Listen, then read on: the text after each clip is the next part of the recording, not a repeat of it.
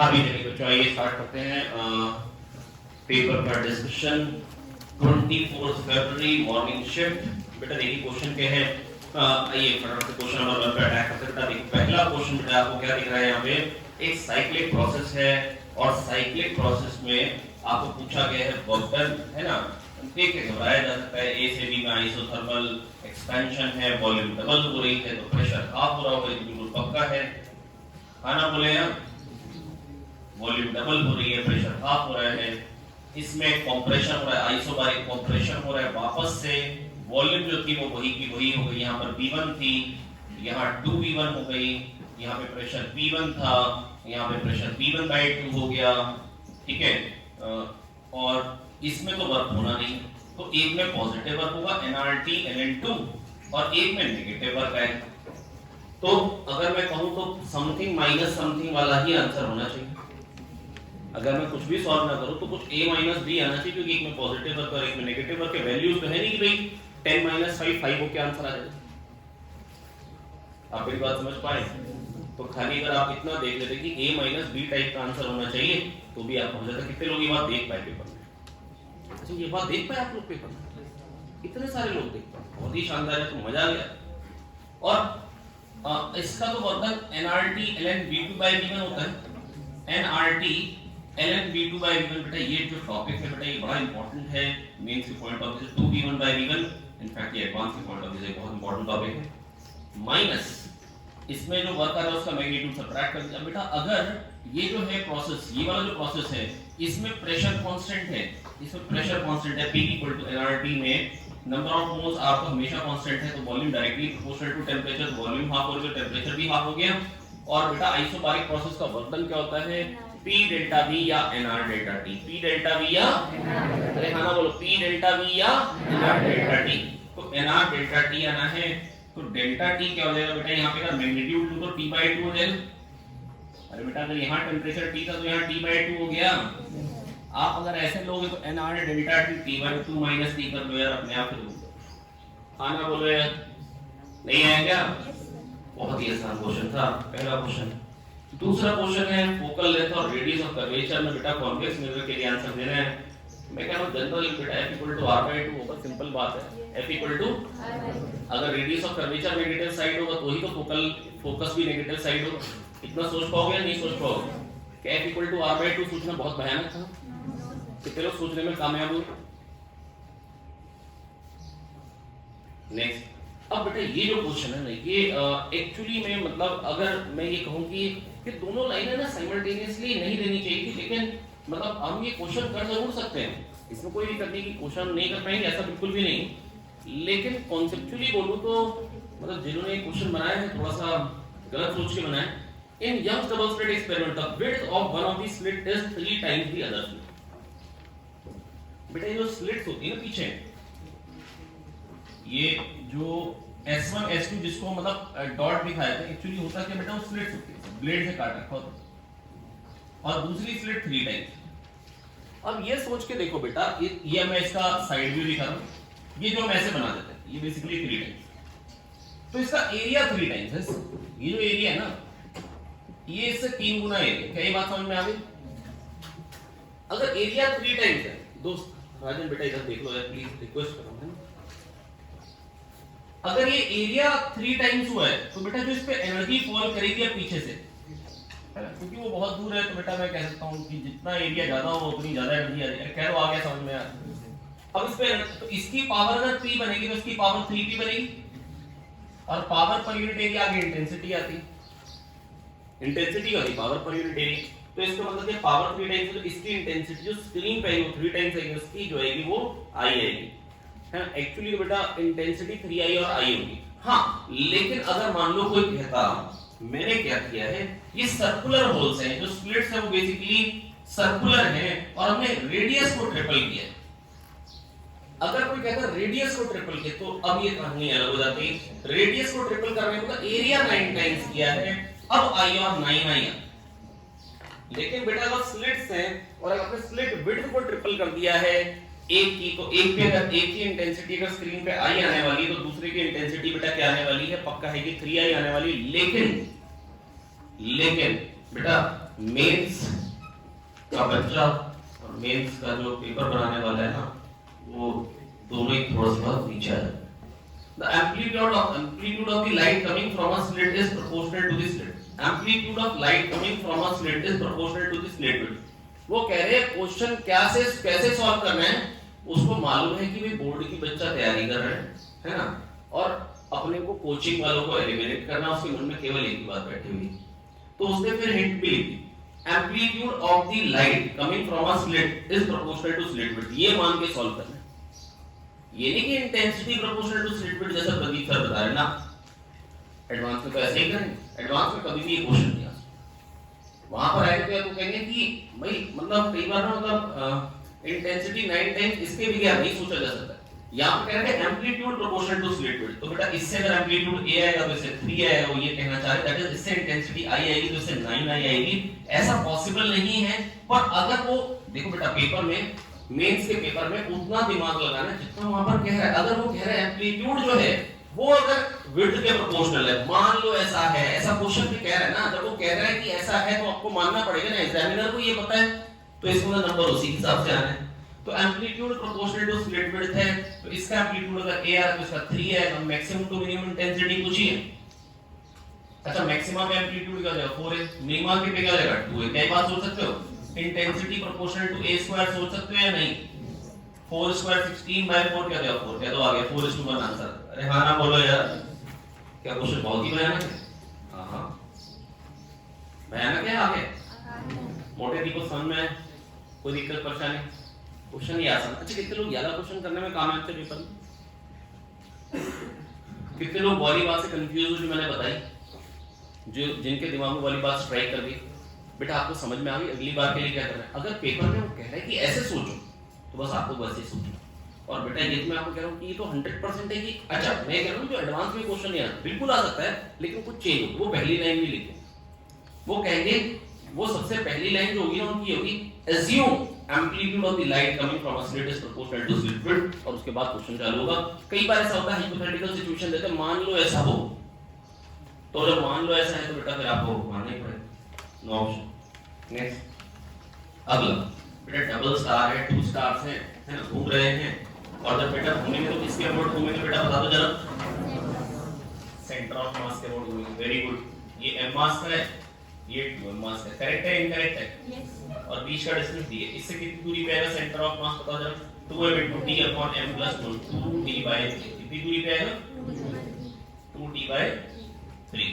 अब ये घूम रहा है तो बेटा जब ये घूमेगा तो इसकी जो फोर्स आएगा सेंटर की तरफ वो g 2m m/d², और ये किसके बराबर होना चाहिए m ओमेगा² 2d/m ओमेगा²। क्या बात याद है? यस। अरे हाँ ना बोले हैं, तो आपको यहाँ से ओमेगा मिल जाएगा, ओमेगा को 2π/t कर दीजिए, टाइम पीरियड आ जाएगा। क्या समझ में आ गया मेरे को आगे बताने। अगला question, question number 5, I = αt + βt² या अल्फा नॉट लिखा है भाड़ में जाएगा है ना। I = αt + βt², क्या करेंगे नॉट लगा के भाई। अब बेटा charge flow in 15 seconds, charge flow कैसे निकालेंगे, ITT का इंटीग्रल। क्या ये बात समझ में आ गई या नहीं आ गई? तो ये क्या देगा alpha t²/2 that is 15²/2 plus beta 15^3।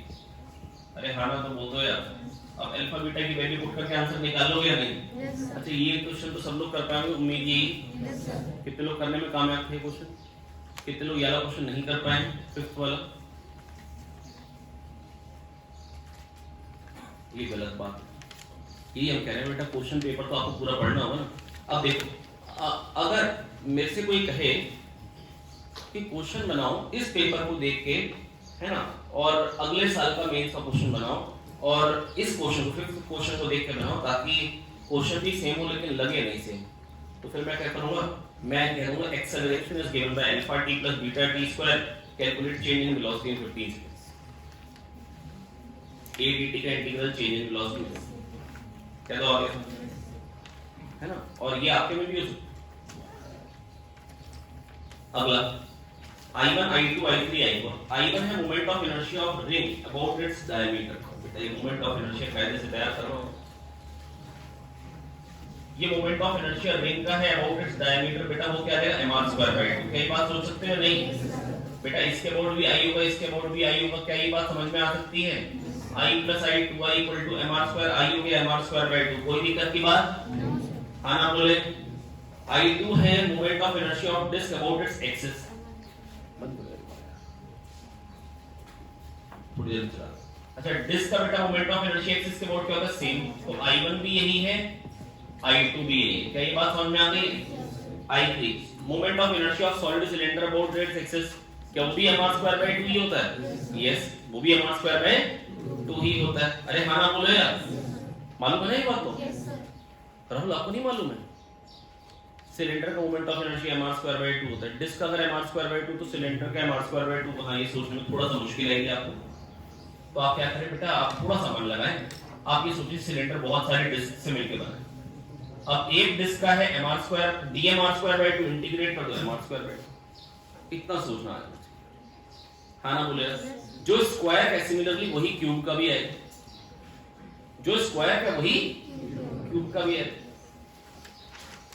अच्छा, आज का काम क्या? मोमेंट ऑफ इनर्शिया क्या आपको याद है? शुरुआत के सारे क्वेश्चन मोमेंट ऑफ इनर्शिया के थे, एसओटी। आज का काम है घर जाके मोमेंट ऑफ इनर्शिया के वो सारे क्वेश्चन दोबारा करें। आपको अप्रोक्सीमेटली हर एक पेपर में या तो मोमेंट ऑफ इनर्शिया का क्वेश्चन मिलेगा या रोलिंग का क्वेश्चन मिलेगा। एक्सेलरेशन प्रॉब्लम दिखाई थी याद? उसमें भी इंक्लाइंड प्लेन में, उसमें भी कौन सी वाली? अच्छा, इसके बाद बेटा I4 के moment of inertia solid cylinder board diameter को क्या है? 2/5 mr स्क्वायर। तो सबका हाफ है और एक का 2/, सबका I3 भी यही है, सॉरी, और उसका है 2/5 mr स्क्वायर। तो बस वही सबसे कम। तो I1 I2 I3 बराबर है और वो I4 से ज्यादा है। चलो आगे समझिए। कितने लोग यार क्वेश्चन करने में कामयाब, ना कामयाब कितने लोग? खराब है। चलिए, two photons having equal linear momenta have equal wavelengths। कई बात सही? जिनके मोमेंटम बराबर होगी क्या उनकी वेवलेंथ बराबर होनी जरूरी? क्या वाइस वर्सा ट्रू होगा? जिनकी वेवलेंथ बराबर है क्या उनके मोमेंटम बराबर नहीं होनी चाहिए? क्या मोमेंटम h by lambda नहीं होता? मोमेंटम क्या होगा? h by lambda। अरे हाँ ना बोले यार, नहीं याद क्या? मोमेंटम क्या होता है? h by lambda। मोमेंटम क्या होता है दोस्तों? बेटा तो कोने पे बेटा आप लोगों को देख नहीं रहे योगेश, आप उठ के आ गए तुरंत। मोमेंटम होता है h by lambda। मोमेंटम बेटा क्या होता है? h by lambda। आगे आ जा। मोमेंटम होता है h by lambda। कॉर्डिनेट इसको बगल में बैठा। तो मोमेंटम क्या होता है प्यारे बच्चों? h by lambda। बेटा लैम्डा बराबर होने से मोमेंटम बराबर होनी जरूरी नहीं, पर मोमेंटम बराबर होने से लैम्डा बराबर होना जरूरी है, क्योंकि बेटा मोमेंटम एक वेक्टर क्वांटिटी है। लैम्डा बराबर है लेकिन एक इधर जा रहा है, एक इधर जा रहा है। लैम्डा तो एक स्केलर क्वांटिटी है, पर बेटा मोमेंटम तो वेक्टर है। तो लैम्डा बराबर होगा तो वेक्टर वाली चीज बराबर होना जरूरी नहीं है, डायरेक्शन बराबर होना जरूरी नहीं। पर अगर वेक्टर बराबर है तो मैग्नीट्यूड बराबर हो, है ना? और उस मैग्नीट्यूड पे डिपेंडेंट है। कह दो आगे सुन। तो बेटा वाइस वर्सा ट्रू नहीं है। अगर दो फोटॉन्स की वेवलेंथ बराबर है तो उनके मोमेंटम बराबर होंगे, ये जरूरी नहीं है। पर बेटा ये बिल्कुल पक्का है कि अगर मोमेंटम बराबर होंगे तो वेवलेंथ जरूर बराबर होगी। अरे कह दो आ गया, मोमेंटम बराबर होंगे तो वेवलेंथ जरूर बराबर होगी। अरे बोलो समझ में आ गया? कोई दिक्कत की बात नहीं। If the wavelength of photon is decrease, wavelength को डिक्रीज कर रहे हैं तो बेटा क्या एनर्जी बढ़ती है घटती है? बढ़ती है बेटा, hc by lambda। तो स्टेटमेंट 2 तो बिल्कुल फॉल्स है बेटा। मोमेंटम होता है h by lambda और एनर्जी होती है hc by lambda। मोमेंटम होता है h by lambda, क्या लिखे जा रहा हूं, और एनर्जी होती है hc by lambda। अगर लैम्डा डिक्रीज हो तो प्यारे बच्चों तो बेटा एनर्जी और मोमेंटम दोनों इंक्रीज करेंगे। क्या तो समझ में आ गया? तो स्टेटमेंट 2 फॉल्स है। अरे हाँ ना बोले यार? इस क्वेश्चन में बस इंपॉर्टेंट बात यही थी, जो अगले पेपर के लिए अगर मैं कह सकता हूं कि जो आपका आने वाले जो पेपर्स हैं, जो आप रिटर्न देने वाले अप्रैल रिटर्न, उसमें अगर मैं कहूं तो बेटा जो काम की बात है उसमें वो यही है कि दो फोटॉन्स का वेवलेंथ बराबर तो क्या उनकी मोमेंटम बराबर होंगे? क्या समझ गए हम ये बात? अगर इसी क्वेश्चन को मेरे को कोई कहे कि मैनिपुलेट करके बनाना है, लेकिन मेरे को दिखना नहीं चाहिए क्वेश्चन यही वाला मैंने यूज किया, तो मैं पता क्या दूंगा? दो पार्टिकल हैं सेम मास के, उनकी काइनेटिक एनर्जी बराबर है, तो क्या उनके मोमेंटम बराबर होंगे? तो आंसर होगा नो। पर अगर उनके मोमेंटम बराबर है तो काइनेटिक एनर्जी बराबर होगी। यस। क्या तो आगे हमने मतलब स्केलर से वेक्टर पे अगर मैं जाऊंगा, स्केलर से अगर मैं वेक्टर पे अगर मैं जाऊंगा तो बेटा मैं ये नहीं कह सकता वेक्टर वाली क्वांटिटी बराबर है, पर बेटा वेक्टर से स्केलर पे जाऊंगा तो दोनों पक्का बराबर है। मोमेंटम बराबर है तो काइनेटिक एनर्जी बराबर होगी। हाँ ना बोलते हैं क्या बहुत मुश्किल बात बोल रहा हूँ? क्या समझ में आ पा रही है? 8 क्वेश्चन बेटा, स्मॉल एम मास रखा, नया एम्पलीट्यूड पूछा है, खाली दिमाग से एक ही बात सोच लेते, स्मॉल एम इनफाइनाइट कर दो तो आंसर 0 हो जाना चाहिए, एक ही में। स्मॉल एम इनफाइनाइट कर दो, अरे भाई बिठा दो प्रभात को, चलेगा ही नहीं पत्थर। हाँ ना बोले? अरे नहीं आया समझ में? अरे स्मॉल एम को अगर बढ़ाओगे तो एम्पलीट्यूड कमी होगा ना, आपने जिसको रखा है अचानक से, अगर वो इनफाइनाइट हो चल ही नहीं पाएगा भाई, आगे दम तोड़ देगा तुरंत कैश में। तो बेटा स्मॉल एम को अगर इनफाइनाइट कर रहा हूं तो माइनस वाली चीजें तो अनडिफाइंड हो जाएंगी, अनडिफाइंड तो होना नहीं चाहिए। मैथ सर बोलते हैं अंडर रूट नेगेटिव अनडिफाइंड, तो मतलब 1 और 3 तो सही होंगे नहीं, तो इसका मतलब 2 ही सही, खत्म हो गई बात। अगर अपने सोचना चाहते हैं तो कितने लोगों ने ट्राई किया था सोचने के लिए? बेटा देखो मेरी बात सुनो बहुत ध्यान से बेटा, एक बात में मैं आपको एक बात बताना चाहता हूँ, मेरी बात में बहुत ध्यान से समझे। ये बेटा मैं कई बार मैं बताया था टेढ़े मेढ़े से अजीब से, ये बेटा ये जो टेढ़े मेढ़े से मेथड्स है ना, ये अगर आपके पेपर में दिमाग में आ गया तो बड़ी अच्छी बात, पर पेपर में बैठ के इसको सोचना इससे बड़ा गुनाह कुछ नहीं बेटा। अगर आप सोचे ना पेपर में बैठ के सोचो ना, मैं तो अच्छा मेथड सोचूं, पेपर में जो मेथड पहले दिमाग में आता है फुर्ती से उसको करवाओ। अगर आपके मन में कैलकुलेशन दिमाग में आ चुकी है ना कि मेरे को मोमेंटम कंजर्वेशन लगाना हो क्योंकि मैंने अचानक से रखा तो बहुत छोटा सा टाइम इंटरवल है और मीन पोजीशन पे भी है 40 तो मोमेंटम कंजर्व होगा, तो अगर आपके मन में ये अगर मन में आ गए चुपचाप से आपको वही करना चाहिए, क्योंकि वो करने में भी आपको बेटा 30 सेकंड्स लगेंगे। आप अगर सोचने बैठ गए ना आप पेपर में बहुत ज्यादा टाइम लगाएंगे। कभी भी अच्छी टेक्निक आपको पेपर में नहीं सोचनी, आपको पेपर में कभी भी सोचना नहीं होता कि बेटर मेथड क्या हो सकता है। पेपर में जो पहले मेथड आया अटैक कर, हाँ उसमें गलती तो नहीं, अगर ये आपको स्ट्राइक कर दी तो अलग बात है ना। पेपर में जाके अगर आप पेपर में अगर आप कह रहे हैं कि हम सोच रहे हैं, ये बस मेथड बताने का सबसे बड़ा नुकसान ये होता है कि बच्चे क्या करते हैं पेपर में जाके सोचने लगते हैं कि नहीं मेरे को तो ऐसे सोचना है, ना ऐसा। आपके मन में अगर ऐसा हो सकता है कि मैंने अब तक 8 क्वेश्चन डिस्कस किए, हो सकता है एक आदमी और वो ऐसा सोचने का तरीका मेरे भी स्ट्राइक ना, क्यों नॉर्मल है ना। मैं ये नहीं कह रहा हूं कि मैंने सारे के सारे क्वेश्चन को बता ही दिया होगा, मतलब जो शॉर्टकट पॉसिबल होगा, हो सकता है कोई एक आध क्वेश्चन मैं लंबे तरीके से बताऊं, नॉर्मल ले लो। आपको अगर पेपर में मान लो कि 4 ऐसे क्वेश्चन थे जो शॉर्टकट से अवेलेबल थे, आपने 3 कर लिए 2 कर लिए, वैसे बहुत आपने टाइम का बचा ली बहुत। अच्छा ये पर्टिकुलर क्वेश्चन बड़ा इंपॉर्टेंट क्वेश्चन है, ये क्वेश्चन बड़ा इंपॉर्टेंट क्वेश्चन है। ये क्वेश्चन पहले भी आया हुआ है मेंस में कि जब दोनों मास बराबर थे, आज ये फिर आया, आज कैपिटल एम और स्मॉल एम। अब देखिए कितना बड़ा चेंज करके क्वेश्चन दिए, ये कैपिटल एम है ये स्मॉल एम है। अगर बेटा ये मीन पोजीशन से पास कर रहा था, इसकी वेलोसिटी क्या थी प्यारे बच्चों? इसकी वेलोसिटी थी ए ओमेगा। क्या थी वेलोसिटी? ए ओमेगा। अरे हाँ ना बोलो यार, मीन पोजीशन पे मैक्सिमम वेलोसिटी होती है ए ओमेगा, मालूम है नहीं मालूम है? हाँ ना बोलो यार। बेटा आपको एसएचएम का काइनेमैटिक्स वाला पोर्शन पूरा रिवाइज कर लेना। एसएचएम का काइनेमैटिक्स वाला पोर्शन आपको आज के लिए मैंने काम क्या कर दिया, एक मोमेंट ऑफ इनर्शिया और एक एसएचएम का काइनेमैटिक्स वाला पोर्शन आपको रिवाइज करना है ना। तो एक आध काम मैं आपको शाम में करा दूंगा क्लास में, प्रैक्टिस शीट 11 तक रोज लेके, है ना, ताकि आपको घर के लिए आपको काम नहीं ज्यादा। Small m plus capital M into, अब तो भी इकट्ठे हो गए, अभी है तो मीन पोजीशन पे, अब क्या हो जाएगा a डैश हो जाएगा और एंगुलर फ्रीक्वेंसी क्या देगा ओमेगा डैश हो जाएगा। a डैश मेरे को निकालना है। अच्छा ओमेगा क्या होता है किसी को याद है? kx = m omega square x, kx = omega under root k by under root k by, खाना बोल दो आ गया।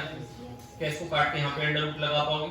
यस बिल्कुल लगा पाओगे। क्या वही चीज under root k by m, क्योंकि पहले तो अकेला ही था, under root k by m था, लिख दो m a under root k by m plus m a dash omega dash under root k by m plus m। यहां से a डैश आपके पास आ जाएगा और a डैश बेटा क्या निकल के आ रहा है? a डैश निकल के आ रहा है a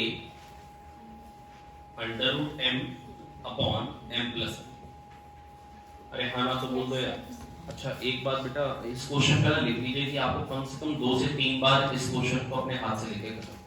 आज ही रात में आपको ये क्वेश्चन करना है, बिना सॉल्यूशन देखे अपने हाथ से लिख के, है ना, और अभी इसका सॉल्यूशन नोट ना करें।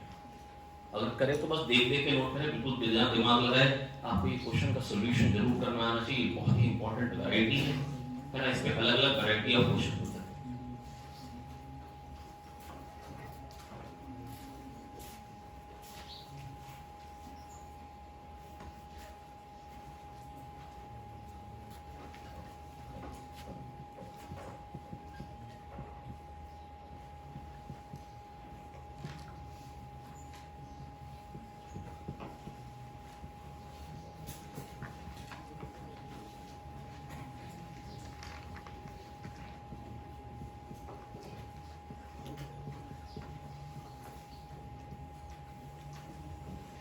ये बड़े पुराने जमाने में 2016 तक जब हम नीट की तैयारी कराते थे तो हम ये याद कराते थे। 2016 के बाद से हमने मतलब नीट में ये कराना बंद कर दिया था, क्योंकि मतलब डिसाइड हो गया था कि भाई एनसीईआरटी से बन गया तो एनसीईआरटी से बाहर की चीजें तो इसलिए कराते ही।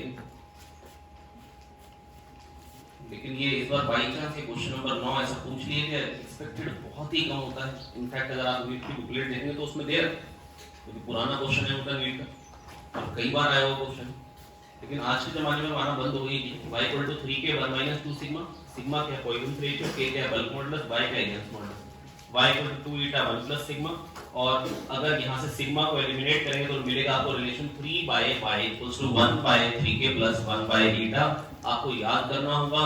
याद क्यों करना होगा? क्योंकि अगर इस अटेम्प्ट में आया फरवरी अटेम्प्ट में, है ना, और उसका डेरिवेशन क्यों नहीं करा रहा हूं? क्योंकि करीब मेरा क्लास का आधे घंटे से ज्यादा वेस्ट हो जाएगा डेरिवेशन, है ना, तो मैं बिल्कुल नहीं कराना चाहता हूं, क्योंकि ये एडवांस के पॉइंट ऑफ व्यू बिल्कुल काम करेंगे, जीरो काम।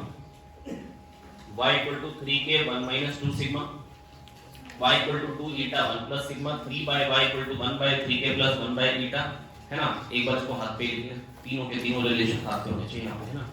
y equal to 3k 1 - 2 sigma, y equal to 2 eta 1 plus sigma, 3 by y equal to 1 by 3k plus 1 by eta, 3 by y equal to 1 by 3k plus 1 by eta, 3 by y equal to 1 by 3k plus 1 by eta, 3 by y equal to 1 by 3k plus 1 by eta, y equal to 3k 1 - 2 sigma, y equal to 2 eta 1 plus sigma, 3 by y equal to 1 by 3k plus 1 by ईटा।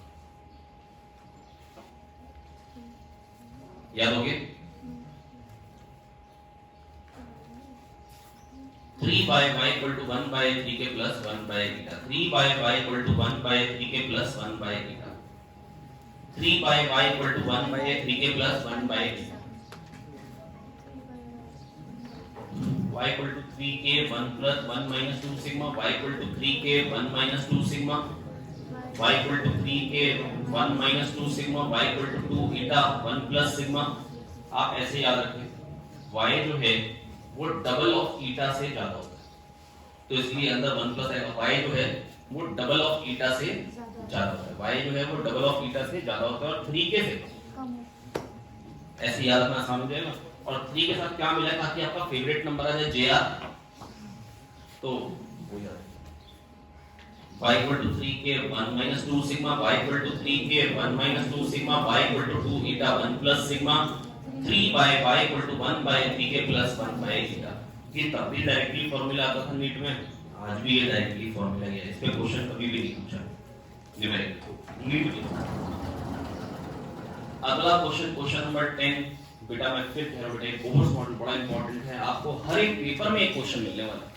अगले paper में भी एक question, उससे अगले paper में भी एक question, उससे अगले पेपर में भी एक क्वेश्चन। इससे ज्यादा मतलब आसान बात कुछ नहीं, हर पेपर में एक क्वेश्चन मिलने वाला। ए बी सी क्या है? ए है series limit of Lyman, B है थर्ड लाइन ऑफ बॉमर और सी है सेकंड लाइन ऑफ पास्ट। चलो आगे, ऐसे किस में दे रखा है? सीरीज लिमिट ऑफ लाइनर, हां third option, third member of Balmer और सेकंड मेंबर ऑफ पास्ट। कह दो आगे समझो, क्या बहुत मुश्किल था ये क्वेश्चन? बहुत ही आसान है ना। तो इसी बात पे मदद करने के लिए आए मोटे दीपक, आए शाबाश। हाँ एक दिन और आ जाएगा भाई।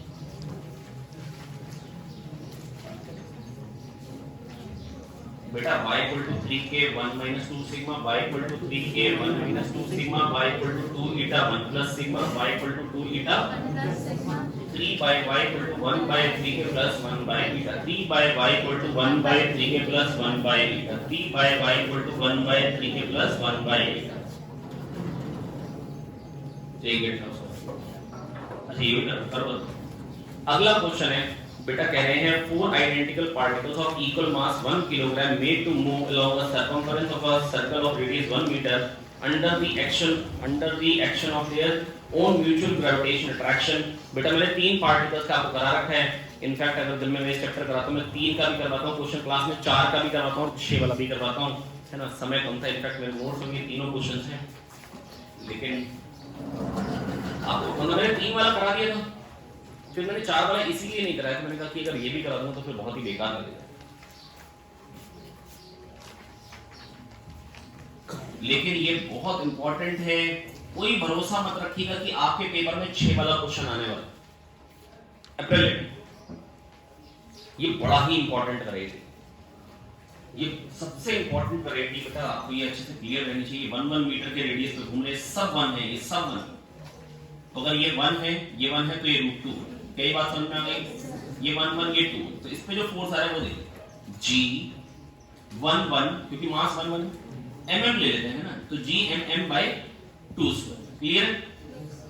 इस पे क्या है? G m m by √2 square, 2 G m m by 2 square, oh sorry √2 square. कई बात समझ में 2 आ जाए तो नेट फोर्स क्या है? G m square by 4 plus G m square by 2 f √2 आ जाएगा। सेंटर की तरफ को जो फोर्स होगा बेटा किसके बराबर हो जाएगा? mv स्क्वायर बराबर r क्या है बेटा? हाँ ना बोलते हैं क्या v निकाल लोगे? अरे m तो बनी है, उड़ाओ यार, कम करो यार, काय ड्रामा क्या तो आ गया? नहीं है, नहीं कि बहुत मुश्किल था। अच्छा कितने लोग ज्यादा क्वेश्चन कर रहे हैं पेपर में?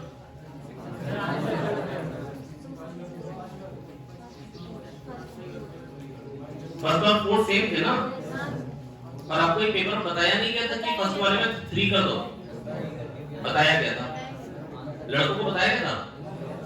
मेरे को फोन आया था, मेरे से फोन पे पूछा था, मैंने कहा फर्स्ट वाले में 3 करा दो।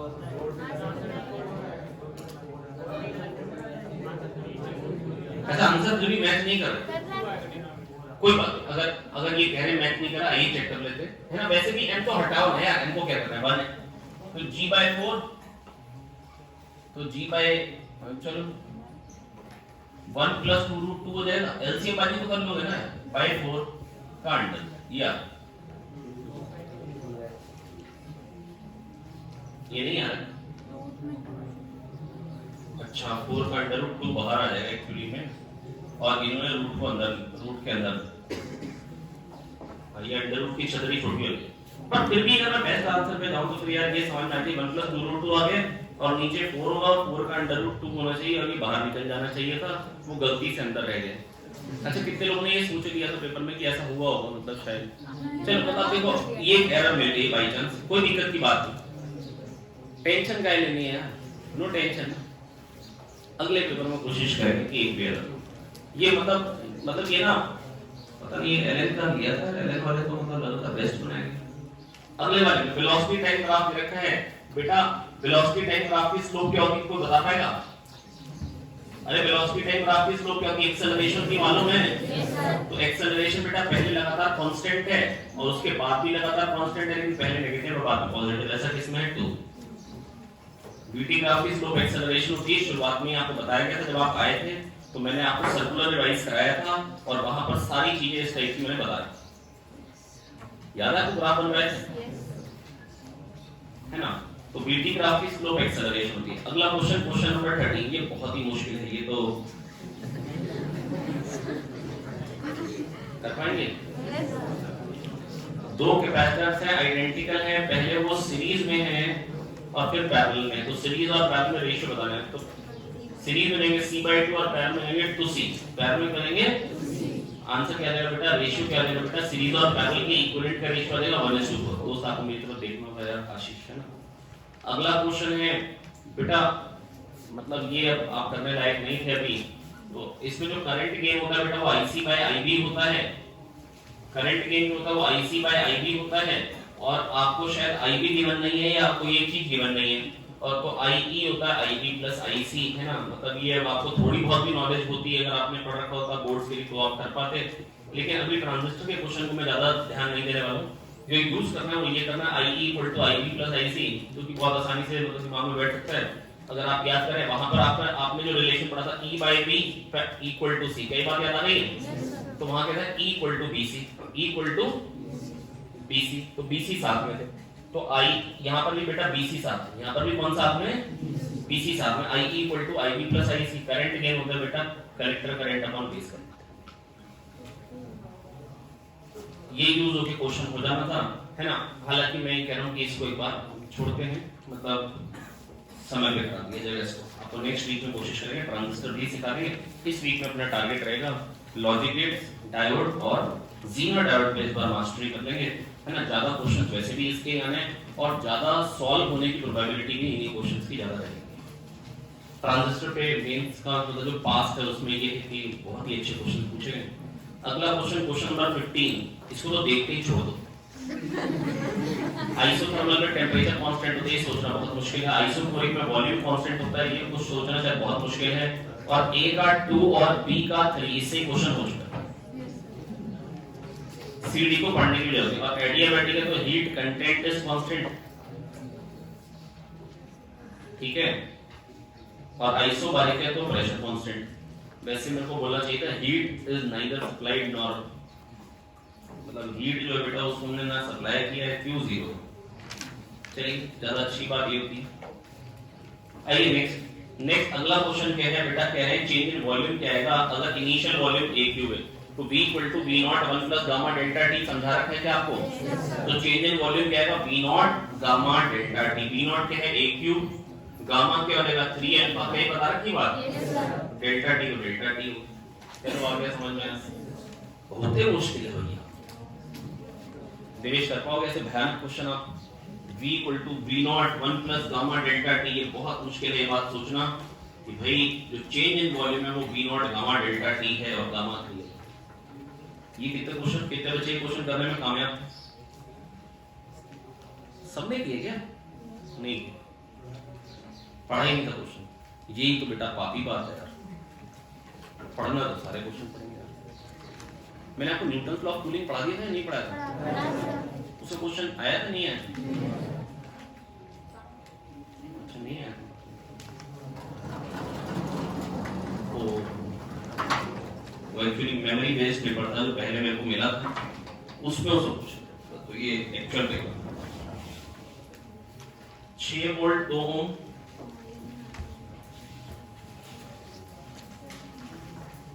और 4 वोल्ट 8 ओम बना ही देते।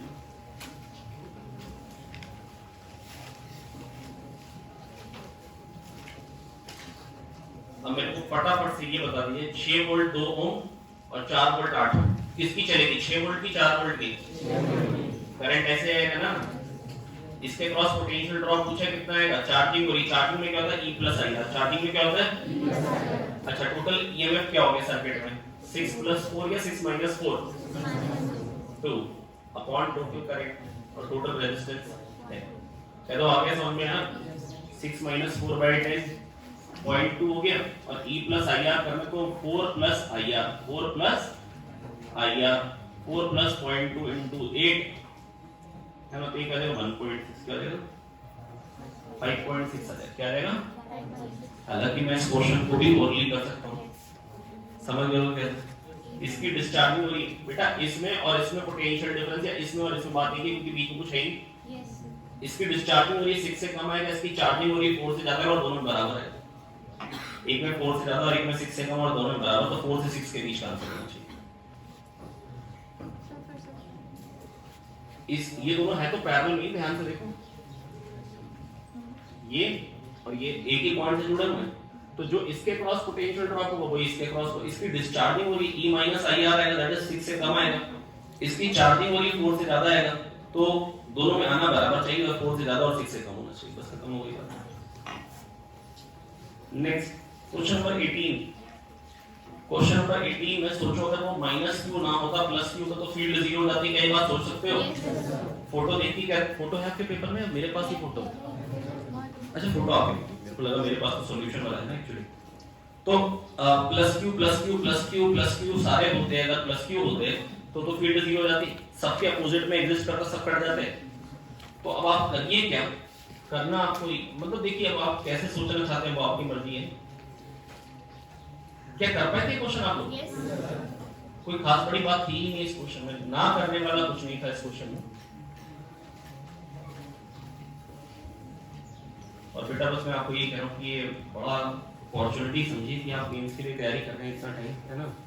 इसको इस अपॉर्चुनिटी पूरा फील करिए। मतलब आपको ये जो पेपर जितने भी हो रहे हैं इस पर मास्टरी कर डालिए। अगर आपने जितने पेपर जितने क्वेश्चन मैं आपको मेंस के करा रहा हूँ आप उसको मास्टरी कर डालिए।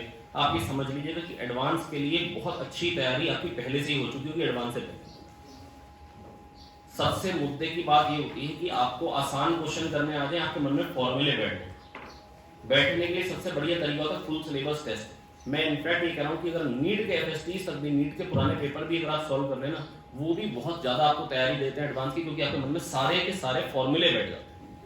और जो हमारे जो आसान बेसिक क्वेश्चन आने वाले हैं 30 से 35% एडवांस में, वो आप करने लायक हो जाते हैं तुरंत, है ना। तो बेटा ये बहुत बढ़िया मौका है कि आप तैयारी कर सकते हैं और ये पूरे टाइम को बुरी तरीके से यूटिलाइज करिए आप।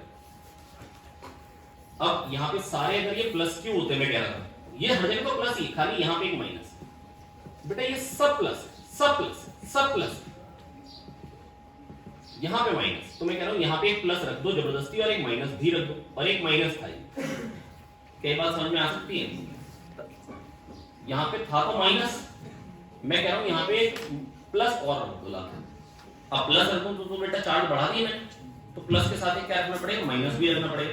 तो प्लस माइनस अगर दो चीजें इकट्ठे रख दी तो मैंने कुछ रखा ही नहीं ना, प्लस क्यू माइनस क्यू। अब plus Q plus Q plus Q सब कट के जीरो हो जाएंगे। क्या सोच पा रहे हो? क्योंकि प्लस क्यू की फील्ड ऐसे आएगी ऐसे आएगी ऐसे आएगी ऐसे आएगी, सब जीरो हो जाएंगे। अरे हाँ ना बोलो यार। खाली दो माइनस क्यू की फील्ड आई और उसकी तरफ को आई, तो minus i cap minus j cap minus k cap में आंसर आएगा। That is minus x cap minus y cap minus z cap में आंसर आएगा। ऑप्शन दे रखे हैं दो। ऑप्शन कितने दे रखे हैं? साइड लाइन क्या दे रखी है? ए। तो a√3 होता बॉडी डायगोनल, सेंटर पे बतानी है फील्ड। a√3/2 डिस्टेंस पे बतानी है। तो k that is 1/4 pi epsilon not 2q और a√3/2 का स्क्वायर। ये तो हो गया बेटा मैग्नीट्यूड। ये तो क्या हो गया? मैग्नीट्यूड। और वेक्टर क्या होगा बेटा? Negative of i cap plus j cap plus k cap. ये हो गया मैग्नीट्यूड, सॉरी ये हो गया यूनिट वेक्टर। इतनी लेंथ है वेक्टर की और ये यूनिट वेक्टर, तो ये वेक्टर फॉर्म में आ गया। तो 3√3 आना नीचे चाहिए। हो गया आंसर या नहीं हो पाएगा? ये 2 स्क्वायर 4 उड़ जाएगा, ऊपर 2 आना चाहिए। तो ऊपर 2 तो बेटा देखा फर्स्ट ऑप्शन खत्म हो गया, सॉरी सेकंड ऑप्शन। क्या तो समझ में आ गया? कोई बड़ी बात? अरे खाना तो बोलो यार। नरेश बेटा समझ में आया नहीं है? बेटा मैं कह रहा हूं कि अगर मान लो आपके मन में ये बात नहीं आती प्लस क्यू माइनस क्यू में, ऐसा नहीं कि इससे ही सोचना है आप। बेटा ये समझिए ना, आप स्क्वायर पहले देखिए, ये तीनों प्लस क्यू होते हैं और ये माइनस क्यू, तो सेंटर में फील्ड बता दें। इसकी इधर को आएगी इसकी इधर को कट जाएगा, इसकी इधर को आएगी इसकी इधर को आएगी जुड़ जाएगा। तो 2q की जुड़नी है, बस खत्म बात। वही वहां पर क्या करूं? नहीं सोच पा रहे क्या? सोच पा रहे नहीं? अरे हाँ ना तो बोलो। तो कौन से क्वेश्चन तक हो गया? 18 तक। 19 इससे बर्बादी क्या हो सकती है मेरे को समझ में आता नहीं है। एक का टाइम पीरियड 1 आवर है, एक का टाइम पीरियड 8 आवर्स है, और मेरे से पूछा है एंगुलर स्पीड का रेशियो बता दो। एंगुलर स्पीड होती है 2 पाई बाई टी, ये बात मालूम है आपको? और 2 पाई बाई 8:1। इससे आसान क्वेश्चन आपको कहां मिलेगा? कुछ ज्यादा ही लड्डू हो गया। बोर्ड में भी इससे आसान काम, इससे आसान कुछ होता ही नहीं। टाइम पीरियड दे रखा है, एंगुलर स्पीड का रेशियो पूछा है, आशीष नहीं कर पाएगा लेकिन क्वेश्चन कर पाए? तो जो क्वेश्चन कर पाए तो उस पर तो अलग एक्सप्रेशन दो। गोबर जैसी शक्ल बना रहे हर एक क्वेश्चन, वो भी ऐसा लग रहा है 15 दिन पुराना पड़ा हुआ। हाँ, अल्फा बीटा स्क्वायर e की power minus x square alpha के टी यूनिट्स एंड डायमेंशन का क्वेश्चन है। यूनिट्स एंड डायमेंशन क्वेश्चन में आपको 100% श्योरिटी से कह सकता हूं, भले अभी बन पा रहा हो या ना बन पा रहा हो, अपने केवल 7-8 पेपर भी अगर आपने सॉल्व कर लिए तो यूनिट्स एंड डायमेंशन का एप्रिल डेट का क्वेश्चन बनेगा ही, इसमें कोई डाउट ही नहीं है। क्योंकि जो वैरायटी है इनके पास ज्यादा वैरायटी होती नहीं यूनिट्स एंड डायमेंशन में। या तो पूछते हैं डायमेंशन फॉर्मूला ऐसे लॉग वगैरह यूज करके, साइन यूज करके, एक्सपोनेंशियल यूज करके जैसे इन्होंने यहाँ किया, या ये पूछते हैं फॉर्मूला डेरिवेशन पे कि बबल है, पानी के अंदर बबल है, हमने पानी को गर्म करना चालू किया तो जो बबल है ऑसिलेट कर रहा है, उसका टाइम पीरियड डिपेंड करता है सरफेस टेंशन पे, डेंसिटी पे, उसके रेडियस पे, है ना। तो वो कैसे फॉर्मूला डिराइव होगा, तो फॉर्मूला डेरिवेशन पे क्वेश्चन आएगा। मान लेना होता है time period is proportional to density की पावर a, रेडियस की पावर b एंड टेंपरेचर की पावर c। तो इस तरीके से क्वेश्चन सॉल्व करना बहुत ही आराम से बन जाता है। आइए देखिए, वर्क जो है कह रहे हैं अल्फा बीटा स्क्वायर, तो इसके लिए बिल्कुल टेंशन ना ले कि अभी मतलब ये बन पा रहा नहीं बन पा रहा, हालांकि मैंने बोला था पेपर से पहले सिखा दूंगा, मेरे पास टाइम बच नहीं पाया था कि मैं पेपर से पहले आपको ये सिखा पाऊं।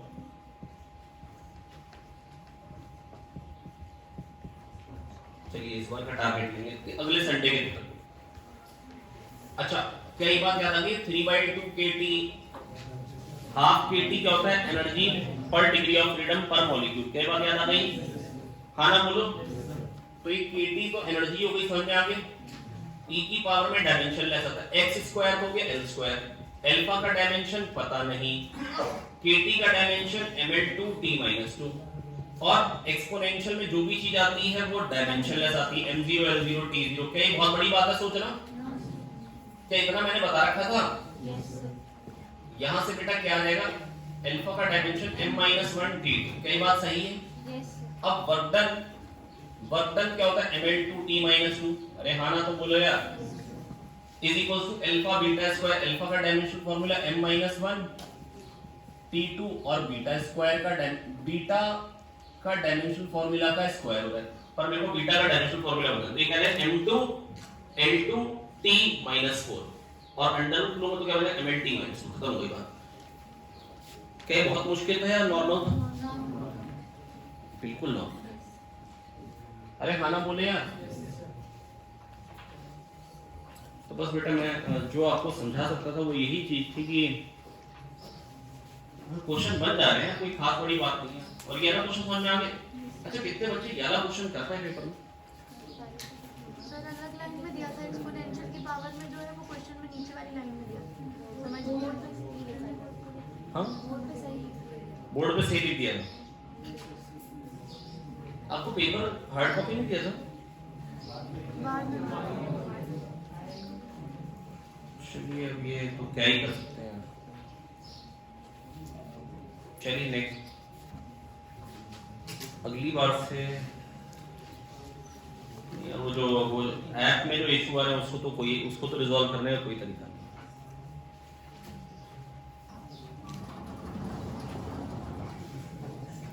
तो ये ऐप में था ना प्रॉब्लम। हाँ यार, आपको जो लिख के देते हो ना पेपर पे यार, वो बहुत ही अजीब सा लिख देते हो। आप कहते हो कि सम ऑफ द क्वेश्चन हैड मतलब दिस एरर, ये सम मत लिखा करो, क्वेश्चन नंबर लिखा करो। ऐसे ये वाले क्वेश्चन में ये प्रॉब्लम थी, समझ में नहीं आते कि क्या कहना चाह रहे हैं ना, कि कुछ क्वेश्चन में फिगर जो थे वो बड़े थे, वो कौन से क्वेश्चन में बड़ा होगा तभी तो काम करेगा, इसलिए दिया आपको।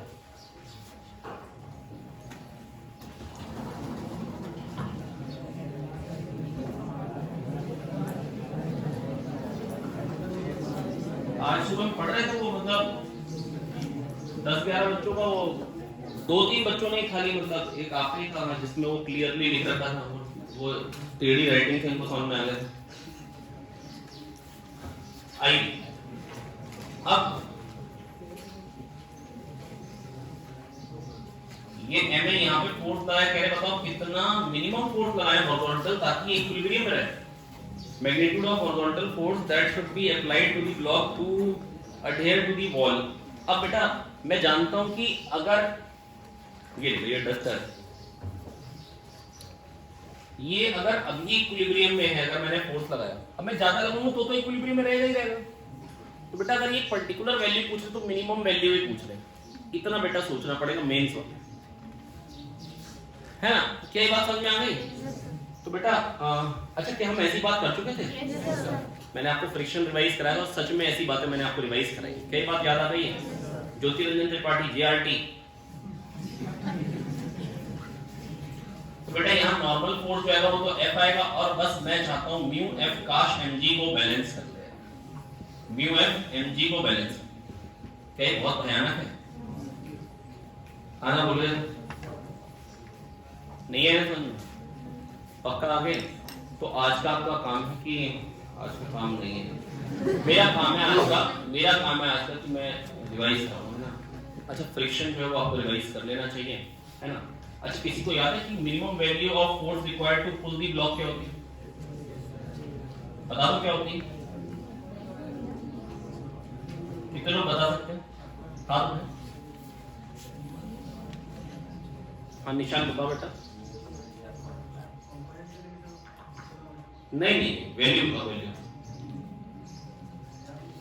नहीं याद है, ये बात है, किसी को याद नहीं? मैंने आपको बोला भी था याद होनी चाहिए एडवांस के लिए, mu mg upon under root 1 plus mu square, mu mg upon under root 1 plus mu square, mu mg upon under root.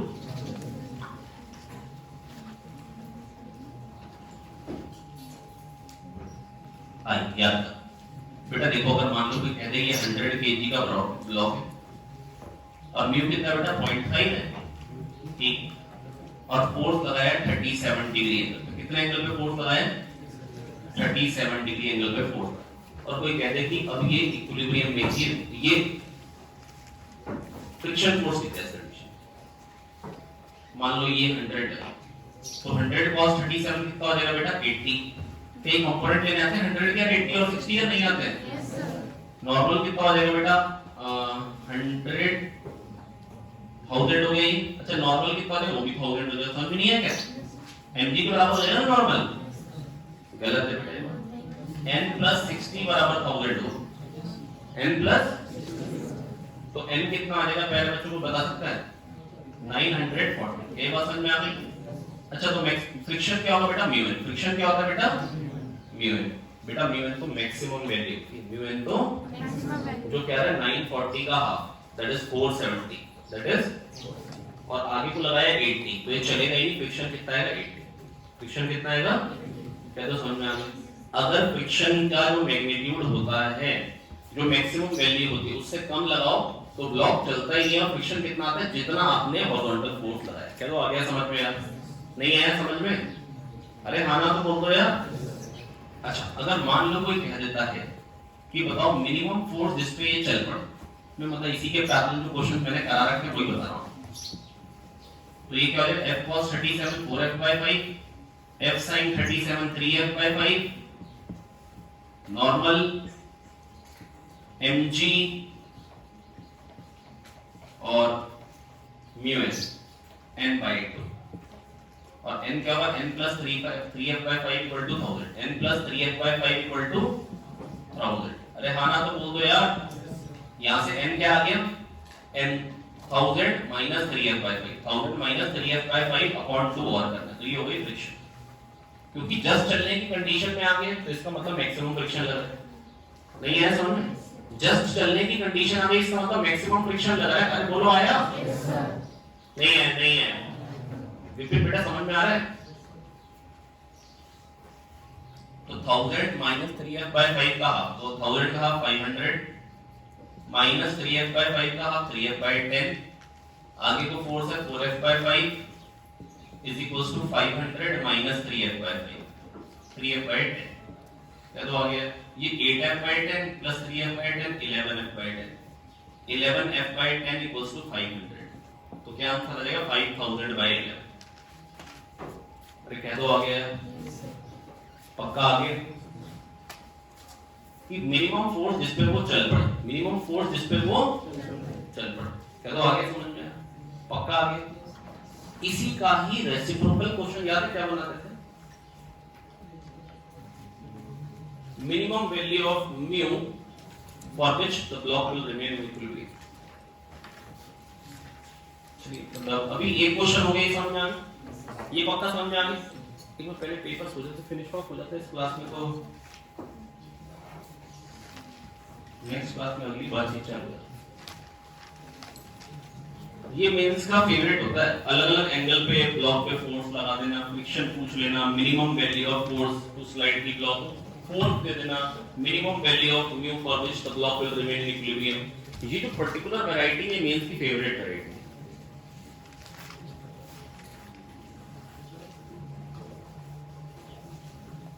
फिर से बताऊं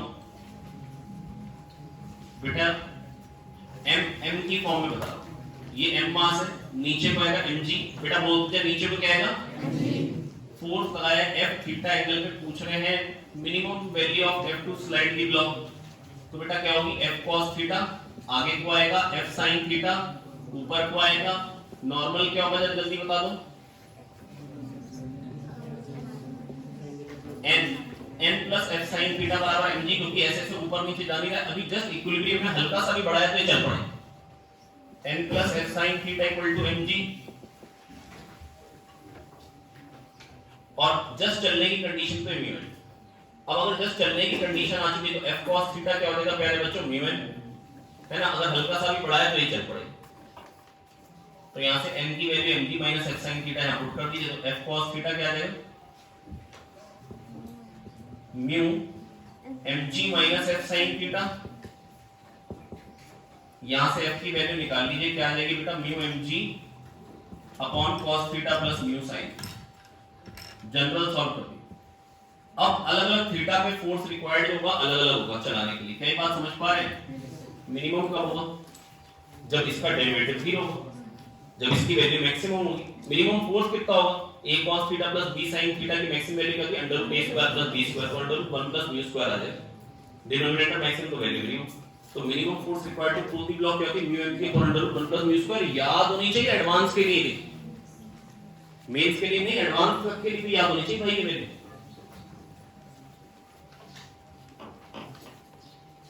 और जितना भी बता दी बेटा बोर्ड पे, आपके दिमाग में बैठ जाना चाहिए कि फ्रिक्शन कितना होगा, अगर जो हॉरिजॉन्टल फोर्स आ रहा है अगर वो म्यू n से कम है तो फ्रिक्शन फिर उतना ही है, हाँ ना बोलो। ऐसा नहीं कि अगर आपने टूल लगाया तो वही फ्रिक्शन पीछे को म्यू mg आ जाएगा, हट या म्यू n आ जाएगा ना, क्या बात समझ में आ गई? अरे हाँ ना बोलो यार अविनाश, बेटा ये बात सबको समझ में आ गई ना? बेटा ऐसे मत देखा करो, देख तो थोड़ा सा मतलब इशारा कर दी करो, हाँ। अभी थोड़ा दिन पहले ना सहज को ये कर्नल सर ना लेके बैठ गए तो कहानी सुना रहे थे, तो वो वैसे तो बहुत दूर हो रहा था क्योंकि वो महाभारत की ना स्टार्टिंग बता रहे थे, है ना, तो मतलब उसके लिए मतलब थोड़ा सा नॉन झेलेबल हो रहा था, है ना, पर कर्नल सर ना कहानी सुना, तो उसको कहानी सुनी थी, तो मेरे को कहानी सुननी है तो सुनाओ, तो सुना रहे तो फिर ना वो बोले कि ना बीच में बोलते रहो, तो यार मतलब थोड़ा सा इशारा तो कर दी करो, आप लोगों को भी आ रहा है यार। वो सहज जैसे समझ गया था थोड़ी देर में, आप नहीं समझ रहे इतने सालों से भी, ऐसे बैठ जाएंगे, ये नहीं करना यार।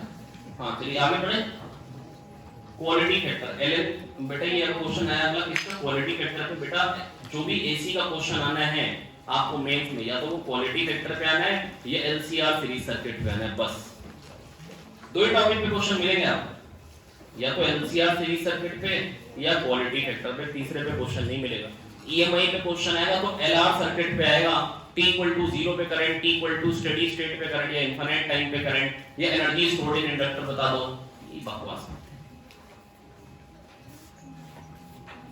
आइए देखिए, अब बेटा यहाँ पे एल दे रखा है, आर दे रखा है, फ्रीक्वेंसी दे रखी है, क्या कर पाओगे?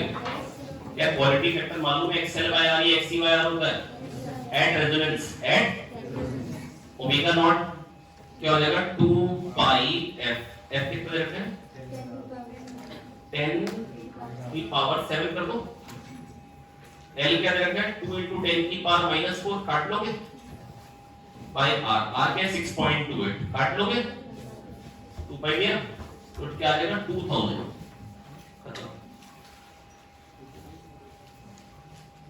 है ना। जब सर ने आपको पढ़ाया भी था एसी, तो आपको सर ने बता दिया क्वालिटी फैक्टर का केवल एक्सप्रेशन याद होना चाहिए। A hydraulic press can lift 100 kg when a mass m is placed on the smaller piston. जो हाइड्रोलिक प्रेस है वो स्मॉलर मास स्मॉलेस्ट मास 100 kg उठा पाता है। स्मॉलेस्ट मास कितना उठा पाता है प्यारे बच्चों? 100 kg उठा पाता है। होती क्या बेटा? Hydraulic press. आई बता अविनाश बेटा वाक्य।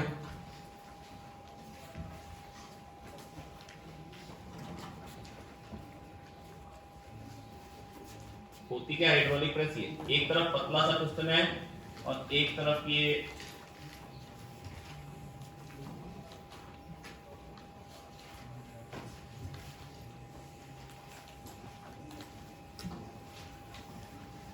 छोटा पिस्टन। इस तरफ एरिया A1 है मान लो, इस तरफ मान लो A2। बेटा है क्या ना, इस तरफ अगर मास m रख दिया, कितना मास रख दिया? m, तो mg/A1 जितना इधर प्रेशर है उतना ही तो इधर प्रेशर होगा, is equal to capital mg/A2। अरे कह दो आ गया। तो स्मॉलर मास इतने कैपिटल M मास को उठा सकता है। तो कैपिटल M डिपेंड किस पे करता है? A2/A1 times m। अरे हाँ ना बोलो यार। तो कह रहे हैं पहले कैपिटल M जो था वो 100 था। कह रहे हैं हमने क्या किया? डायमीटर ऑफ लार्जर पिस्टन, बड़े पिस्टन का डायमीटर 4 टाइम्स कर दिया, तो एरिया 16 टाइम्स कर दिया। और छोटे वाले पिस्टन का डायमीटर हमने 1/4 कर दिया, है ना, एरिया 1/16 टाइम्स कर दिया। तो अब वो कितना मास उठा पाएगा? 16 स्क्वायर टाइम्स। कितना मास उठा पाएगा? 16 स्क्वायर टाइम्स, 256 टाइम्स। तो 256 into 100। क्या तो आ गया समझ में? ये क्वेश्चन भी आपको हाथ से लिख के एक बार करना ही होगा। बहुत बेकार बात है लेकिन करने में नहीं समझे ना निशान? आगे चैतन्य और भी सिल्वर कितना हो गया बेटा? जो प्रेशर यहाँ होगा वही यहाँ होगा, प्लस रोजीएस माइनस रोजीएस करके मजा लेने क्या?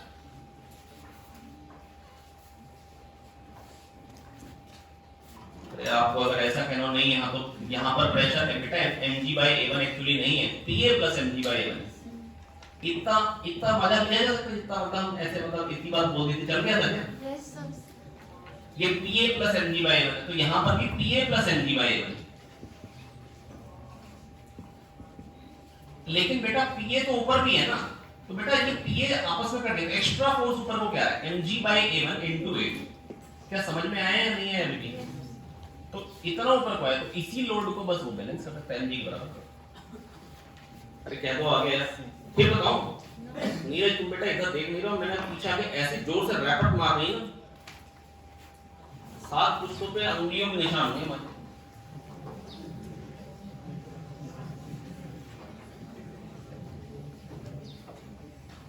हाँ बेटा मन लगा यार नीरज, जाते तो यार रैपट कर देंगे तुमको, बदतमीज कहेगा।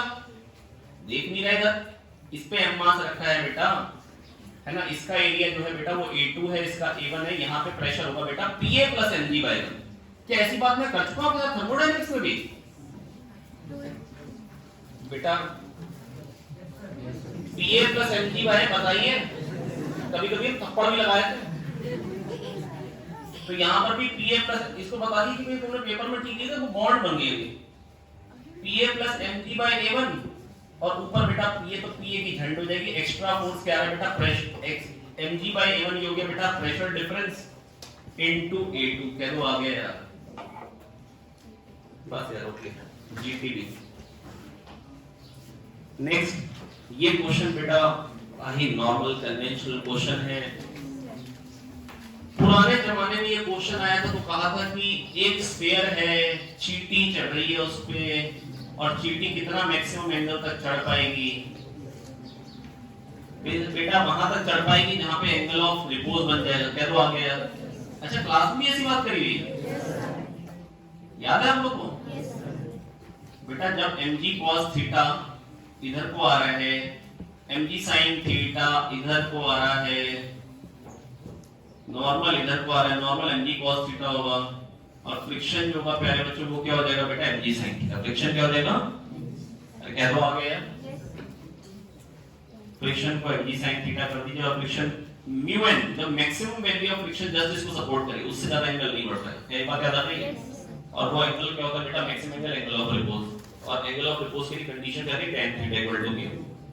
अच्छा ये आता tan theta equal to mu नहीं, मैं याद दिलाऊं, वैसे तो याद दिला ही दिया। मैक्सिमम एंगल जिसमें जस्ट इक्विलिब्रियम, तो mg sin थीटा इधर को आएगा। कर्व्ड सरफेस पे क्यों बता रहे हो, स्ट्रेट पे बताओ, है ना। mg sin theta mg cos theta, अरे वो तो मुंह से नॉर्मल क्या हो जाएगा, mg cos थीटा, फ्रिक्शन क्या हो जाएगा बेटा। अब जस्ट फिसलने की कंडीशन आज की तो mg sin theta mu n के बराबर हो चुका है, कह दो आ गया म्यू mg cos थीटा, वहां से tan थीटा क्या आ जाएगा, म्यू tan थीटा क्या आ जाएगा, और tan थीटा क्या होता है dy by dx, तो x/2 हो गया tan theta dy by dx और इक्वल टू म्यू कर दीजिए 0.5, तो x की वैल्यू क्या आ गई 1, तो x मैक्स हो सकता है 1, x की मैक्सिमम वैल्यू 1 है, तो y की मैक्सिमम वैल्यू चलेगी 1/4, कह दो आगे। सेंटीमीटर में पूछिए तो 25। नेक्स्ट बेटा म्यू आर और एप्सिलॉन आर दोनों 2 हैं, म्यू आर और एप्सिलॉन आर दोनों 2 हैं।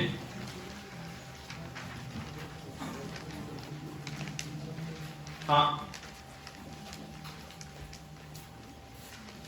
अब मुझे तो बैठो ने बैठो यार, वहां पे बैठे रहते सड़क पे रहते जनता हो, और ये का जना और इधर राउंड हो गया, भाग के आया। ये देखिए हमारे अगली क्लास में तुरंत आ चुके हैं 2।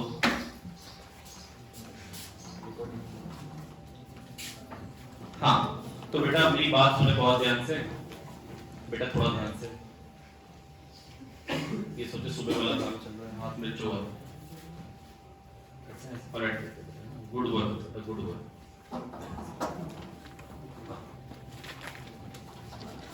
जल्दी जल्दी करो बेटा, जल्दी करो।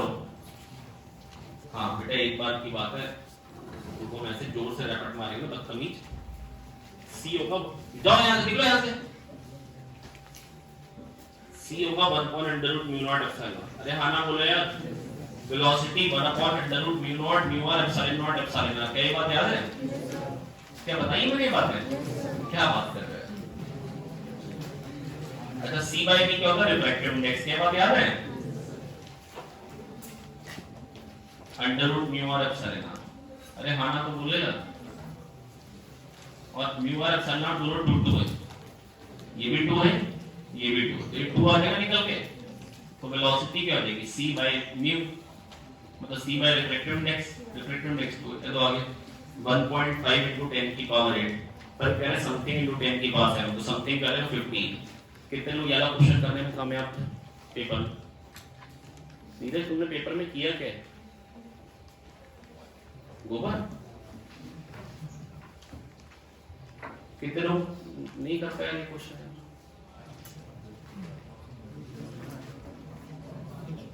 ये मेरे को क्वेश्चन नहीं कर पाया क्या, हाँ तो 5 में इसको तो चूज करना था ना, ये मेरे वाले को 5 में ईएमवेव को तो चूज करना ही था ना, ईएमवेव को कैसे चूज नहीं करोगे। ज़ीनर डायोड का क्वेश्चन बेटा, आज तक ज़ीनर डायोड के अनगिनत क्वेश्चन आ चुके हैं, मेरे पास गिनती नहीं कितने क्वेश्चन आ चुके हैं ज़ीनर डायोड के, और हर बार एक ही कॉन्सेप्ट पे आता है जिस पे आज भी है। बेटा देखो ये है 1 किलो ओम, ये 10 वोल्ट है, ये 1 किलो ओम है, ये 2 किलो ओम। देखो बेटा जितनी भी ब्रेकडाउन वोल्टेज आपको गिवन होती है, जैसे यहाँ पे 5 वोल्ट गिवन, इससे कम का पोटेंशियल डिफरेंस लगाओगे तो रिवर्स बायस में करंट ही नहीं आएगा, और इससे ज्यादा वोल्टेज लगा ही नहीं सकते। 5 वोल्ट से ज्यादा होगी तो ब्रेकडाउन होता है, इसमें 5 वोल्ट ही रहता है, 5 वोल्ट से ज्यादा नहीं लगा सकते। तो इसमें करंट तब तक जीरो रहता है जब तक 5 वोल्ट से कम लगाओ, जब तक 5 वोल्ट से, और जैसे ही 5 वोल्ट से ज्यादा बढ़ाया आपने पोटेंशियल डिफरेंस, तो इसके क्रॉस मतलब पोटेंशियल डिफरेंस 5 वोल्ट से ज्यादा हो ही नहीं। अब बेटा देखो पहले मान लेते हैं, हमेशा ये मानना होता है ये नहीं, क्या मानना होता है ये, तो ये 1 ये 2, अगर ये 1 1 होते तो इसके क्रॉस 5 का ड्रॉप होता, और ये रेजिस्टेंस ज्यादा है तो इसमें ड्रॉप ज्यादा आएगा, तो 5 से ज्यादा का ड्रॉप इसमें आएगा क्योंकि ये 10। पर अगर आपको लग रहा नहीं, हम तो करेंगे 5/3000 into 2000, सॉरी 10/3000, ये रेजिस्टेंस 3000 है ना किलो ओम में ना, into 2000, ये क्या हो गया बेटा 10/R current I into R potential drop आएगा, ये आ गया 20/3। अब 20/3 5 से बड़ा है, इसलिए इसके अक्रॉस में पोटेंशियल ड्रॉप आएगा बेटा वो 5 वोल्ट ही आएगा। इसके अक्रॉस, अब इसके अक्रॉस 5 वोल्ट है तो इसके अक्रॉस क्या होगा, इसमें 5 वोल्ट ही, क्योंकि टोटल तो 10 वोल्ट का ही ड्रॉप आ रहा है। तो 5 वोल्ट क्या हो जाएगा बेटा, 5/2 इसमें करंट हो जाएगा। 5/2 कितना हो जाएगा बेटा, 5/2000, 1000 हटा दो, मिली एम्पियर कर दो, 2.5 मिली एम्पियर। पर 10 की पावर -4 में पूछा,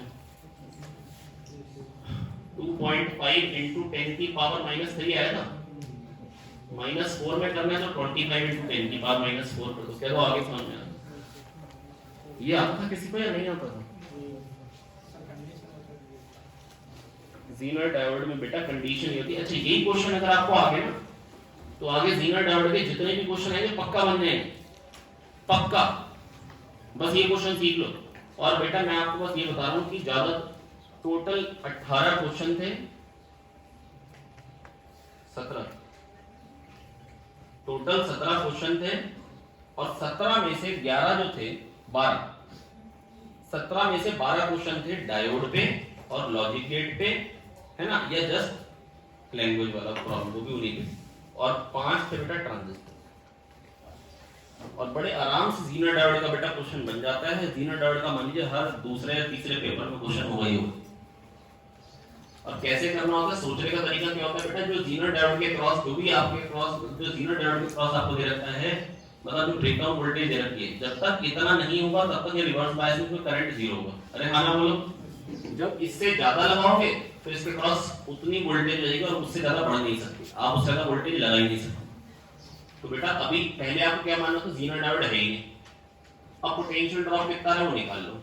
अगर 5 से ज्यादा आ रहा है तो फिर क्या हो गया, ब्रेकडाउन हो चुका है, 5 से ज्यादा नहीं आ पाएगा, इसके क्रॉस 5 वोल्ट का ही है। क्या तो आ गया समझ?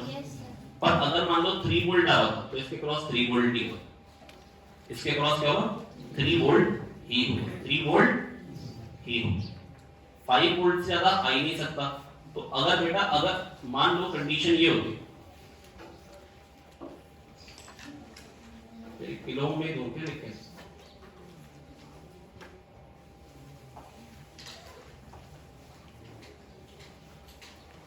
यहाँ पे ज़ीनर डायोड है, आपको मान लेना होगा पहले है ही, पहले उसको डिस्कनेक्ट करो, जैसे मैंने डिस्कनेक्ट किया। अब ये 10 वोल्ट है, ये मान लो 5 वोल्ट इसका ब्रेकडाउन दे रखा है आपको, और ये मान लो ये है 2 किलो ओम और ये है 1 किलो ओम, तो इसके क्रॉस पोटेंशियल ड्रॉप क्या है, 10/3 into 1। क्या बात समझ में, 10/3 हो गया करंट, या किलो ओम में तो ऊपर भी किलो ओम में ही है ना, वोल्टेज बाय रेजिस्टेंस से आगे करंट IR से आगे पोटेंशियल ड्रॉप 10/3, इससे कम, तो इसमें कोई करंट नहीं जाएगा। इस कंडीशन में इसमें करंट क्या आएगा, 0। जो भी करंट यहां से आ रहा है इधर जा रहा है, और कितना करंट होगा, 10/3 खत्म। कितना करंट आएगा, 10/3, और ऐसे ऐसे घूम रहा हो। अरे हाँ ना बोल दो यार। और अगर जो ये कंडीशन थी, यहाँ पे है 10/3 into 2, इसके क्रॉस पोटेंशियल ड्रॉप क्या आएगा, 10/3 into 2, 20/3। क्या ये 5 से बड़ा है? यस, ये 5 से बड़ा है। तो बस अब इसका मतलब 5 से ज्यादा अगर हमने लगाने की कोशिश करी तो 5 से ज्यादा नहीं लगा सकते, 5 वोल्ट ही रहेगा, 5 वोल्ट ही रहेगा। अरे हाँ ना तो बोल दो यार। तो 5 वोल्ट से ज्यादा हम नहीं लगा सकते बेटा, ये 5 वोल्ट ही मैक्सिमम बन पाएगा, उससे ज्यादा नहीं बन पाएगा। कह दो आगे। तो बेटा अब 5 वोल्ट इसके क्रॉस है, 5 वोल्ट इसके क्रॉस है, इसमें करंट पूछा तो 5/5 पोटेंशियल डिफरेंस है और 2000 है, तो क्या हो जाएगा 2.5 into 10 की पावर, वोल्टेज अपॉन रेजिस्टेंस से करंट नहीं बता पाओगे क्या, 2.5 into 10 की पावर -3, तो 25 into 10 की पावर -4। क्या तो आ गया समझ में? अगली बार ज़ीनर का क्वेश्चन आएगा तो कर पाएंगे, सेम होगा यही, पक्का कर पाएंगे। नेक्स्ट इस क्वेश्चन पे आ गए। बेटा ये तो अभी आता नहीं है अपने को, है ना बेटा, जो परसेंटेज मॉड्यूलेशन होता है AM/AC into 100।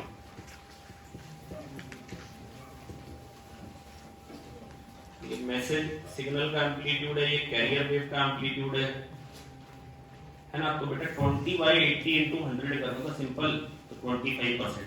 पर ये तो हमने वो आता ही नहीं था ना अभी, तो इसको इग्नोर करेंगे। इसको क्या करेंगे, इग्नोर करेंगे। बस आपको ये याद हो जाना चाहिए, message signal upon carrier wave into 100। Percentage modulation कैसे निकाला जाता है, AM बाय AC इंटू 100। कैसे निकाला जाता है, AM बाय AC इंटू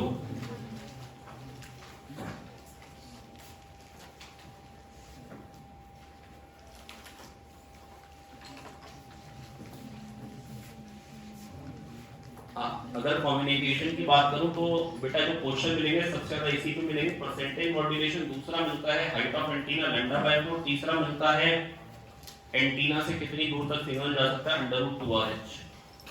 3 चीजों पे क्वेश्चन आते हैं बेटा, है ना, पढ़ा दिया जाएगा आपको अगले संडे से पहले, मतलब 11वें संडे से पहले।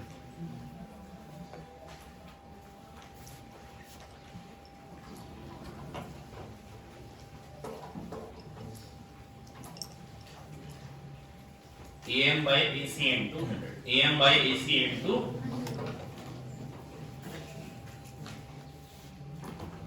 नेक्स्ट, ये M मास की बॉल आ रही है। हेलो हेलो चला दो यार, ये भाई पूरा चलाओ जल्दी से फटाफट। 9 से, और ये M मास का रेस्ट पे, और टकराने के बाद दोनों के दोनों 30 डिग्री एंगल पे जा रहे हैं। कितने एंगल पे जा रहे हैं, 30 डिग्री एंगल। तो वेलोसिटी का रेशियो बताना। क्या ऐसे क्वेश्चन कभी हमने करा क्या कि टकराने के बाद स्कैटर्ड पार्टिकल 90 पे चला गया, मॉडल में किया था? अच्छा, तो बेटा एक तो हॉरिजॉन्टल डायरेक्शन मोमेंटम कंजर्वेशन लगाते थे और एक वर्टिकल डायरेक्शन में। मान लो इसकी वेलोसिटी v1 है और इसकी v2 है, तो बेटा mv1 sin 30 mv1 sin 30 equal to mv2 sin 30। क्या तो आ गया, तो v1 बाय v2 क्या निकल के आ रहा है बेटा, जितना बेटा बाई डायरेक्शन पहले 0 था मोमेंटम, है ना। और जब ये 2019 में ये क्वेश्चन आया था, है ना, या इसी टाइप का क्वेश्चन था, उसमें θ1 θ2 दे रखे थे, है ना, अलग दे रखे थे, है ना, और ये इनिशियल वेलोसिटी दे रखी थी, एक की वेलोसिटी दे रखी थी, एक की पूछी थी, है ना, और कह रखा था परफेक्टली इलास्टिक कोलिजन है। तो आपको वहां पर यूज करना था जो इनिशियल काइनेटिक एनर्जी है और वही फाइनल काइनेटिक एनर्जी है, उससे भी हो जा रहा था और मोमेंटम कंजर्वेशन से भी ज्यादा। mu बराबर mv1 cos 30 plus mv2 cos 30। Theta कहते तो थीटा कहते, अरे कह दो हो गया, v1 v2 तो बराबर ही। मान लो अब अप्रैल अटेम्प्ट में अगर इसी क्वेश्चन को पूछना चाहें तो चेंज करने के लिए 60 कर देंगे, या एक को 30 कर देंगे, एक को 60 कर देंगे, और कह देंगे बताओ कैसे करेंगे। एक बेटा हॉरिजॉन्टल डायरेक्शन मोमेंटम कंजर्वेशन लेंगे, एक वर्टिकल डायरेक्शन में। इनफैक्ट कोलिजन के भी जो क्वेश्चन आए ना उसमें ev का कम यूज हुआ है, परफेक्टली इलास्टिक कोलिजन पे मोमेंटम कंजर्वेशन से होता है, ये पुराने जमाने में से यही चलता आ रहा है। 2019 में भी ऐसे ही था, ज्यादा क्वेश्चन जो आते हैं वो डायरेक्ट आ जाते हैं कि मोमेंटम कंजर्वेशन लगाए कि बच्चों को अगर न्यूटन लॉ ऑफ कोलिजन वगैरह याद ना भी हो कि velocity of separation is e times velocity of approach, लेकिन बेटा आपको कोलिजन का क्वेश्चन आना ही पड़ेगा। ये क्वेश्चन बहुत सिंपल है, क्या आपको आ गया समझ में? क्वेश्चन ऐसा ही मिलेगा, कह देंगे एक 30 पे डिफ्लेक्ट हो गया और जो दूसरा पार्टिकल है वो 60 डिग्री पे जा रहा है, कर पाएंगे क्या? कोई बड़ी बात है? अच्छा, एक इंपॉर्टेंट बात,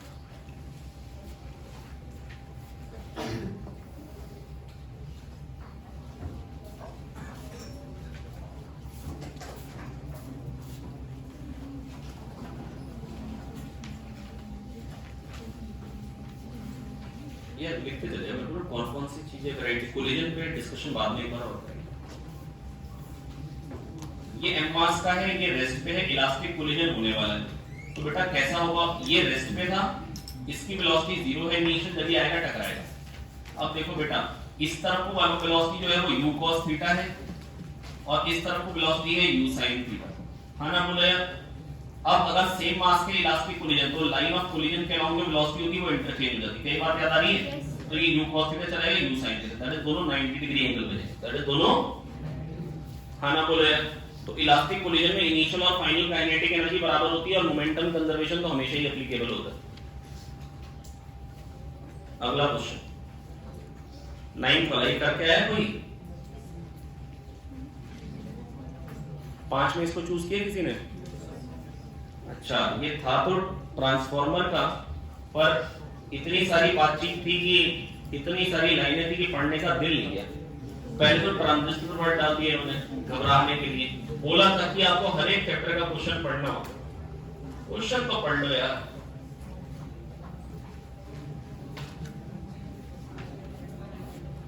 A common transistor radio set requires 12 volt DC for its operation. DC source is constructed by using a transformer and a rectifier which are operated at 220 volt AC. ठीक है, 220 volt AC आ रहा है transformer पे, कितना आ रहा है 220 volt AC आ रहा है, कितना AC आ रहा है 220 वोल्ट AC आ रहा है।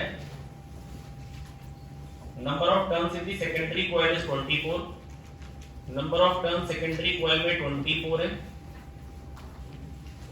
अच्छा 24 टर्न्स है, और आउटपुट हमको चाहिए 12 वोल्ट, वो तो क्वेश्चन में कह ही रखा था। तो बेटा अब 220 से 12 चाहिए, क्या V1 by N1 equal to V2 by N2 बता रखा है, तो 220 by N1 ये बताना है, वोल्टेज पर टर्न दोनों बराबर होती है, 12 by नंबर ऑफ टर्न्स 24, 12 2 जा 24 हो जाएगा, N1 आ जाएगा 440। ठीक,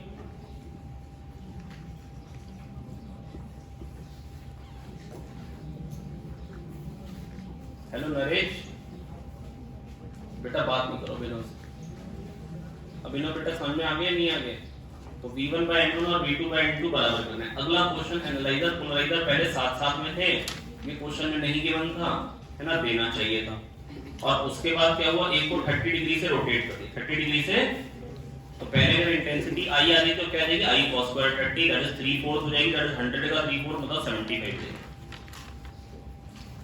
चलिए मुलाकात होती है आपके साथ अगले पेपर में।